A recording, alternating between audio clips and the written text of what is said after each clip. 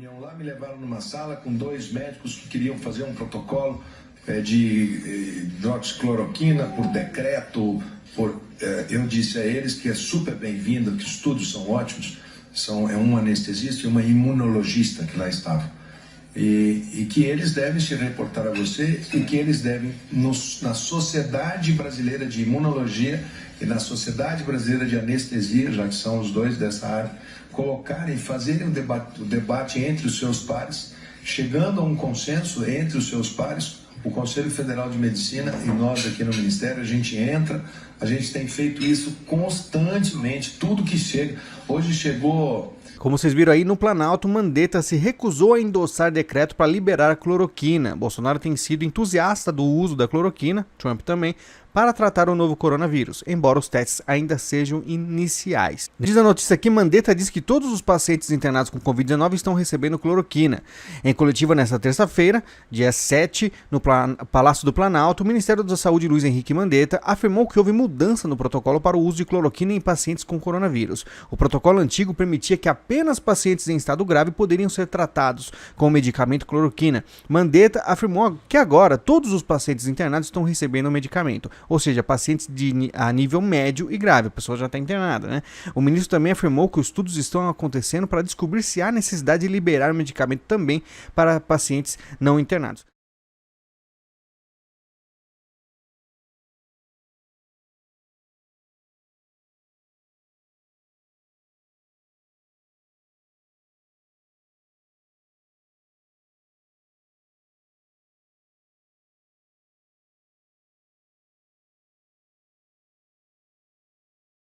Falavam, não, tem que ter quarentena, não pode sair ninguém pra rua, todos em casa. Olha o que aparece aqui, o Osmar Terra comenta um vídeo da OMS. O número 2 da Organização Mundial de Saúde admite publicamente o que vem avisando há muito tempo, né? Todo mundo brigando com o Osmar Terra, atacando ele. E aí a OMS fala, o contágio maior está acontecendo dentro de casa com os portadores assintomáticos do coronavírus. Por esse e outros motivos, a quarentena forçada está piorando a epidemia.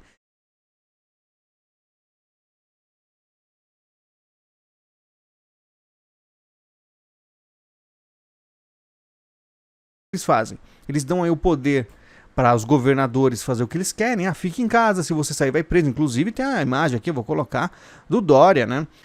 Covid-19. Dória autoriza a prisão de quem não seguir orientação ou obedecer sinal de advertência em São Paulo. Sabe o que é engraçado? A população não pode sair às ruas. Aí sai alguém, vou deixar um vídeo da Globo News, né, um apresentador, um jornalista da Globo News andando na praia, e ele fala, né, que não, eu não faço parte do grupo de risco, ou seja, ele não faz parte do grupo de risco, mas o Brasil inteiro faz, né, não pode sair ninguém pode trabalhar, não pode pôr comida na mesa. Eu vou deixar até o trecho aí pra vocês assistirem. Quero filmar bem a sua cara, pra mais tarde você, lá no Globo News em Pauta, dizer que é um absurdo as pessoas estarem na praia, né? Deixa eu falar. Vai falar o quê? Você me respeita, você está me perseguindo. Eu estou te respeitando. Eu estou te respeitando. Eu posso te dizer, não sou grupo de risco. Ah, não é? Ah, então a população toda é. A população inteira aí não pode trabalhar, não pode fazer nada, que você faz escândalo lá no seu Globo News em Pauta, né? Seu lacrador de merda. Last week, Dr. Michael Ryan, he's a leader at the World Health Organization, announced that in response to the spread of this virus, authorities may have to enter people's homes and remove family members, presumably by force. In most parts of the world, due to lockdown, most of the transmission that's actually happening in many countries now is happening in the household, at family level. In some senses, transmission has been taken off the streets and pushed back into family units. Now we need to go and look in families to find those people who may be sick and remove them and isolate them in a safe and dignified manner. Just so you know, we're coming to your house, seizing your children and, quote, isolating them in a safe and dignified manner, whatever that means. Now, that's not something that under normal circumstances officials casually drop during briefings. It's the kind of statement that might trigger violence. People don't respond well when you threaten to take their kids. But Ryan said it like it was no big deal, and that's how the media treated it. His threat didn't make headlines in any of the major newspapers in this country. That's the kind of moment we're in.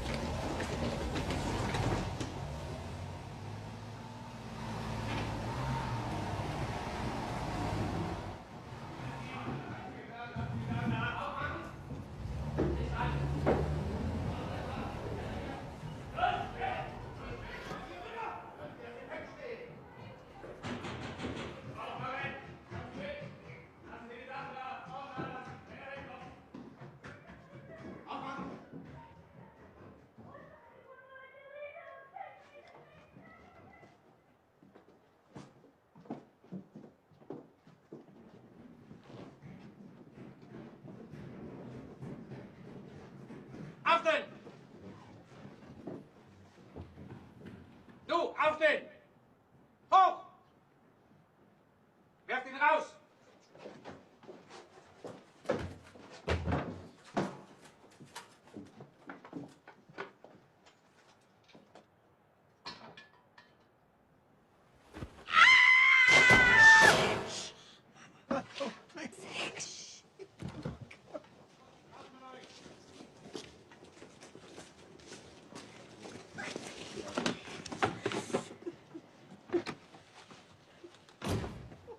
Los, auf!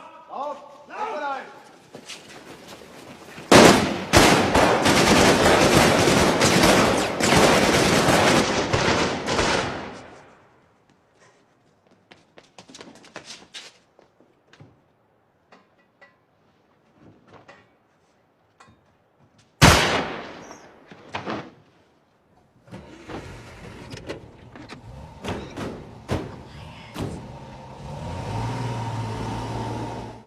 How Chinese officials rounded people up and threw them into mass quarantine camps.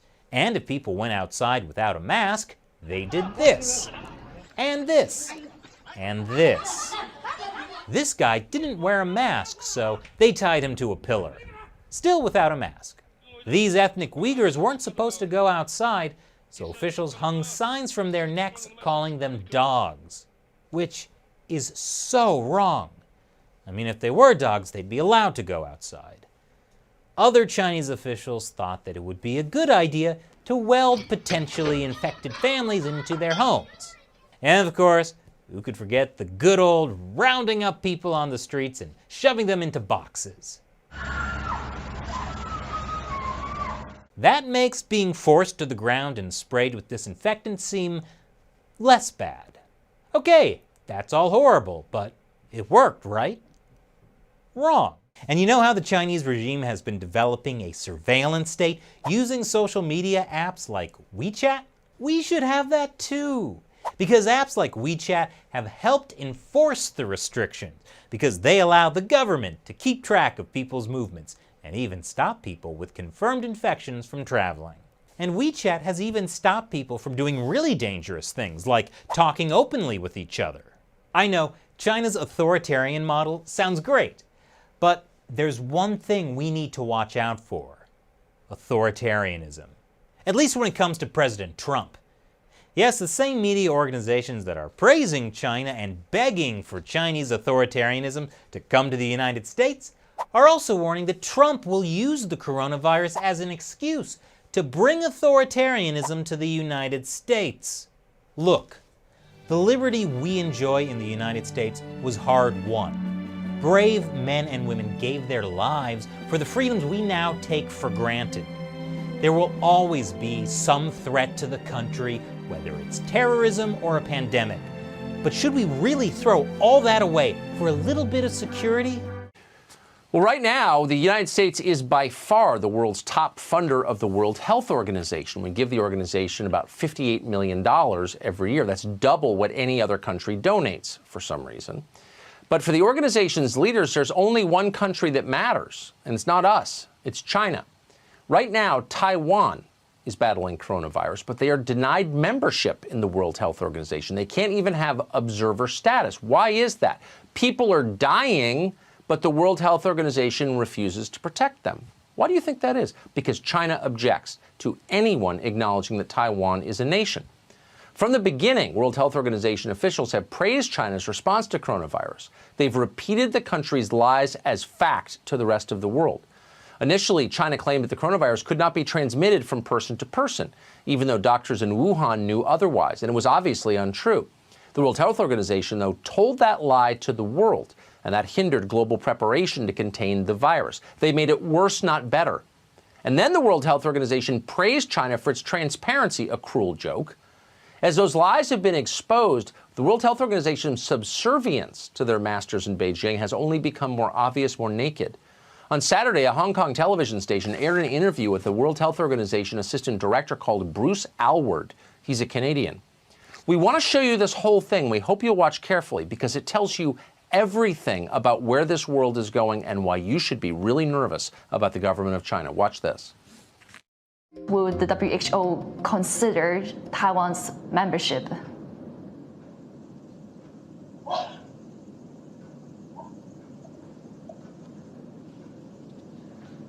Hello? I'm sorry, I can't hear you. I couldn't hear your question. Okay, yeah. Let me repeat the question. No, that's okay. Let's move to another one then. Right, because I'm actually curious on talking about Taiwan as well, on Taiwan's case.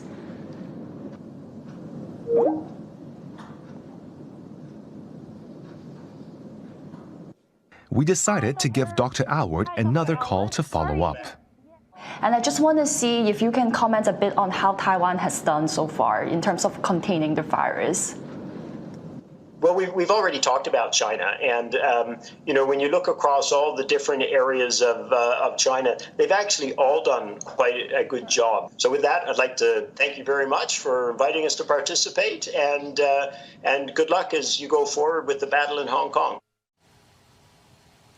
In the middle of a global pandemic, they're refusing to help a country because China told them not to. And then the World Health Organization, which represents all of us, which we pay for more than any other country, is boldly, without shame, repeating Chinese government propaganda. The man you just saw, Bruce Aylward, by the way, wasn't just caught in a bad moment over Skype. Here's another clip of him sucking up to the government of China.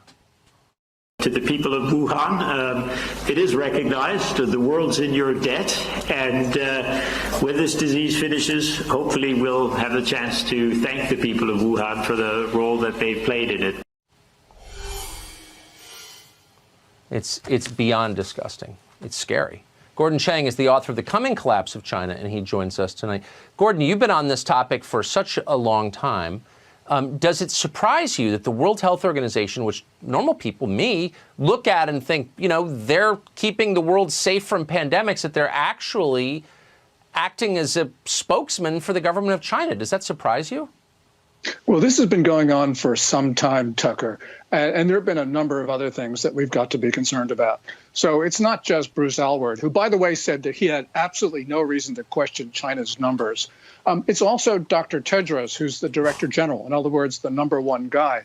In late January, Tedros gave an interview to China's state media saying that Beijing's response was admirable, should be emulated by the rest of the world. And then he said it all showed the superiority of China's socialist system. Well, China has a totalitarian system, and really what he was doing was attacking democracy on behalf of Beijing. So this is really despicable across the board.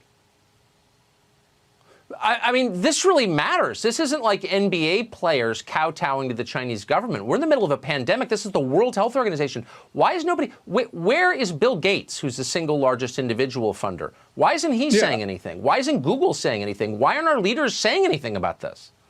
Yeah, you're absolutely right. This is dangerous because for the last 10 days of January and for the first 10, 15 days of February, the World Health Organization was parroting Beijing's line that no country should enact travel restrictions on China. And that's because there were no travel restrictions, or very few of them, the United States being an exception. What happened was this virus spread even farther around China's borders. So what the WHO has done was it actually helped spread the coronavirus around the world, and it did it on behalf of Beijing.